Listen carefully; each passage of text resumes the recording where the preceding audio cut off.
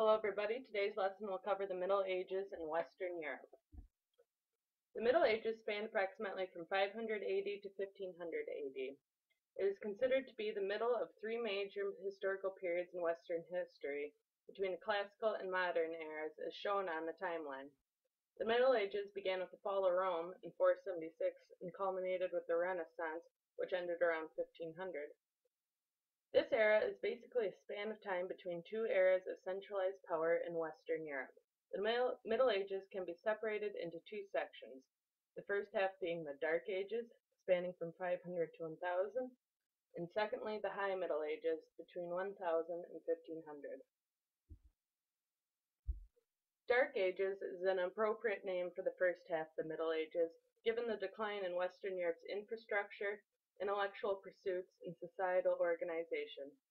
The barbarian invasions of Rome in the late 400s and the end of the Roman Empire in Western Europe is the key event that caused this decline in society.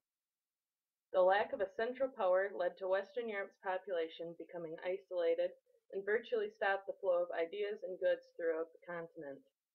The final century of the Dark Ages would begin the slow growth of towns, cities, agriculture, and trade as the Catholic Church and feudal system provide a level of security and stability that had been lacking since the fall of Rome. The High Middle Ages saw the continued growth of Western Europe's population and centralization of power. The Church takes a more secular role in the life and governance of Europe's people during this period, later becoming corrupt. The rise of monarchies also play a substantial role in the organization of society and the formation of national identities in modern nation-states. Key events such as the Crusades, Black Death, and 100 Years' War and their effect on Western Europe will be addressed later in the lesson. The High Middle Ages culminated in the Renaissance, which fostered the rebirth of arts and intellect in Western Europe, putting the region into a new historical era. As mentioned earlier, the fall of Rome in 476 really marks the start of Western Europe's decline. The Roman Empire remained intact in Eastern Europe, with its capital at Constantinople, which is in modern-day Turkey. That being said, its collapse in the West caused a power vacuum that contributed to the isolation and decline of society. At its height, the Roman Empire controlled almost all of Europe and the Mediterranean world, stretching from Britain to northern Africa and from the Iberian Peninsula to modern-day Turkey and Egypt. It was one of the most advanced societies up to this point in time and had one of the first forms of democratic government. Stability under the Romans allowed for technology such as improved roads, bridges, aqueducts, coin money, and defensible cities to spread across Europe. After its collapse in the West, though, Roman infrastructure either crumbled or was pillaged. In these two maps, we can see the decline of the Roman Empire to the east over less than a century. The map on the left shows the empire at 395 AD, with the red line indicating its boundaries. On the map to the right, the westernmost part of the remaining Roman Empire stretches only to modern Greece. Western Europe is split between various areas of barbarian control, notably the Visigoths in modern Spain and southwestern France, the Franks in modern Belgium, Luxembourg, Netherlands, and a portion of western Germany, the Vandals in northern Africa, and the Kingdom of Odoacer over the Italian peninsula. With no central government to structure society, peoples in Western Europe organize themselves around a landholder for mutual benefit. Feudalism is the term for this organization, which describes the relationship between a landholding lord and a vassal, or member of the warrior class. A lord would offer a piece of land called a fief to a vassal in exchange for their loyalty and service. This system would eventually develop into knighthood and a professional warrior class. Manorialism is a similar system to feudalism. Since the use of coin money had become quite rare, a system of labor exchange was used instead. As with feudalism, power was vested to a lord who allowed peasants to work the land in exchange for a cut of their produce. Feudalism and manorialism both contributed greatly to the restructuring and stability of Europe by providing defense and an economic system to operate within. Improvements in agriculture between 800 and 1000 were essential for Western Europe's return to an advanced society. The use of horses instead of oxen to pull machinery gave medieval farmers increased productivity due to their speed and ability to respond to voice commands, no longer requiring a guide, which is needed for oxen. To make use of horses, the horse collar was needed to connect farm implements to horses, since they lacked the wide shoulders oxen had, while horseshoes were able to give a better grip. The heavy-wheeled plow and tandem harnessing, which two horses or oxen used, vastly improved the speed at which work could be done. Since machinery was expensive, a community would pool its resources and share. Other innovations such as crop rotation and the use of nitrogen-restoring crops allowed for greater longevity of soil and shorter fallow periods on fields. Increased agricultural productivity allowed for Western Europe's population to grow. The feudal and manorial systems centralized and gave security to this growing population, giving rise to towns and cities. Eventually, as less people were needed to farm, small-scale manufacturing became possible. As coin money was extremely rare, the barter system was the norm for acquiring goods. Manufacturing and the growth of cities allowed for growth in trade and communication between populations.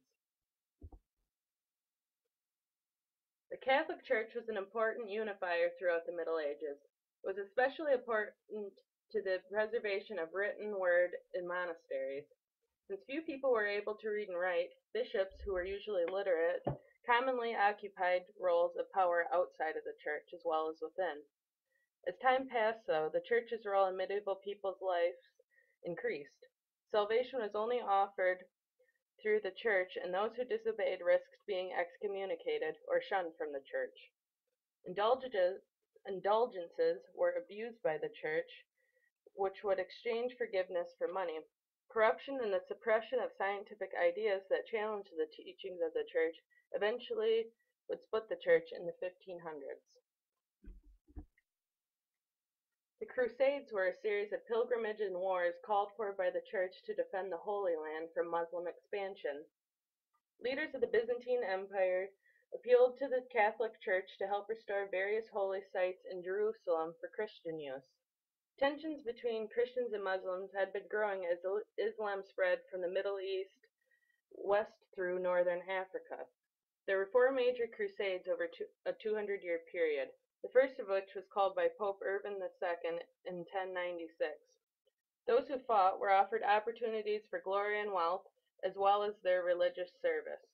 The Crusades were important as they brought knowledge and technology from the Eastern Roman Empire that was much more advanced than the West. Disease had previously been contained to small areas since most of Western Europe's populations were relatively isolated. The return of trade and communication to the continent led to increased exposure of increasingly diverse groups of people and the introduction of new diseases. The cause of the Black Death has been traced to rats and fleas. Fleas' stomachs would become infected by a bacteria which was spread to the rats' bloodstream when they were bitten. As rats died out, fleas began biting humans, spreading the plague to them. It began in southern Europe in 1347 and worked its way north, affecting an area for about a year. It finally came to an end in Scandinavia in late 1351. The Black Death ravaged Europe, killing approximately 1/3 of its population in less than 5 years. Its horror had a profound effect on society beyond the human loss, which diminished the faith in the church as they had been unable to stop it. The 100 Years' War was fought between France and England over the control of lands within the French kingdom. Conflict also ensued over England's Edward III's potential to inherit both the English and French thrones through his French mother. Both the idea of English landholdings and an English heir were intolerable for the French. French nobles decided that Edward III could not inherit the throne through his mother. In 1331, Edward repealed his claim to the throne, but fighting would still break out over the valuable English-held lands. Although the English had an early upper hand, the cost of maintaining their army eventually became too great. see the English losses in these two maps, their territory indicated by the dark purple shade. By 1470, French territory in the light pink becomes much more recognizable to its modern boundaries. Despite the English loss of territories, the military technology created during the Hundred Years' War allowed for the French and English to become the dominant powers in Europe. As seen in the Hundred Years' War, monarchical power was well established. Monarchies arose from the feudal system as lords gained control of more and more lands. Up to this point, monarchs were for the most part submissive to the Pope, who was the head of the Church. However, through the help of secular-minded clergy, monarchs took control of local and national churches. They also gained the power of taxation over their peoples as the use of coin money returned.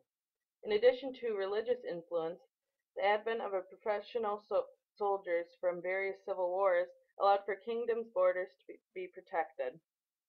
Conflicts such as the Hundred Years' Wars forged a sense of national identity and unity outside of the Church. The works and ideas of well-known men like Leonardo da Vinci, Michelangelo, Machiavelli, and Isaac Newton all came out of the Renaissance. The Renaissance was a period of rapid artistic, scientific, and philosophical advancement that took place approximately between 1300 and 1500. Its significance cannot be downplayed as the age of exploration, the Reformation, and scientific revolution that propelled Europe into the modern age were all started during the Renaissance. An important factor to the return of intellectualism to Western Europe was the fall of the Eastern Roman Empire and Constantinople to the Muslim Turks in 1453. The migration of classical Greek scholars to the West returned concepts and ideas to Western Europe that had not been seen since the Romans were in power. During the Dark Ages, scholarly work was mostly confined and funded by the Church. Renaissance concepts such as humanism and other scientific advances were seen as a threat to the Church, and it offered an alternative view and explanation of the workings of the world that had been repressed for centuries. So, to put this all together, we can conclude that the Middle Ages were primarily a transition period. Following a halt in intellectual, economic, and artistic activity between 500 and 1000, Western Europe made a slow return to a sophisticated, centralized society, climaxing in the Renaissance in 1500. This return paved the way for movements like the Enlightenment, Reformation, Age of Exploration, and Scientific Revolution, and the formation of the modern nation-state. Stability that had been lacking since the fall of Rome. The High Middle Ages saw the continued growth of Western Europe's population and centralization of power. The Church takes a more secular role in the life and governance of Europe's people during this period, later becoming corrupt. The rise of monarchy. Hello everybody, today's lesson will cover the Middle Ages in Western Europe. The Middle Ages spanned approximately from 500 AD to 1500 AD. It is considered to be the middle of three major historical periods in Western history, between the classical and modern eras, as shown on the timeline. The Middle Ages began with the fall of Rome in 476 and culminated with the Renaissance, which ended around 1500. This era is basically a span of time between two eras of centralized power in Western Europe. The Middle Ages can be separated into two sections, the first half being the Dark Ages, spanning from 500 to 1000, and secondly the High Middle Ages, between 1000 and 1500 in society. The lack of a central power led to Western Europe's population becoming isolated and virtually stopped the flow of ideas and goods throughout the continent. The final century of the Dark Ages would begin the slow growth of towns, cities, agriculture, and trade as the Catholic Church and feudal system provide a level of security in 100. Dark Ages is an appropriate name for the first half of the Middle Ages, given the decline in Western Europe's infrastructure, intellectual pursuits, and societal organization. The barbarian invasions of Rome in the late 400s and the end of the Roman Empire in Western Europe is the key event that caused this decline.